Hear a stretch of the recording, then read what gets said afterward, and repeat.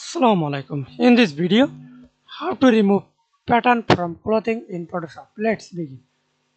You can use magic wand tool for one color selection, single color or multiple color. Tolerance 32. Then select color and to this result selection.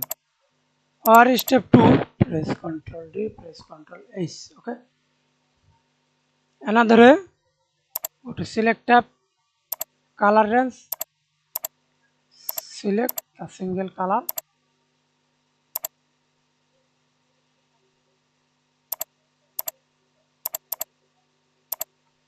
Okay, then you not select perfectly, use less settle first table, remove to this selection. Okay, then selection again, click, select smoothly.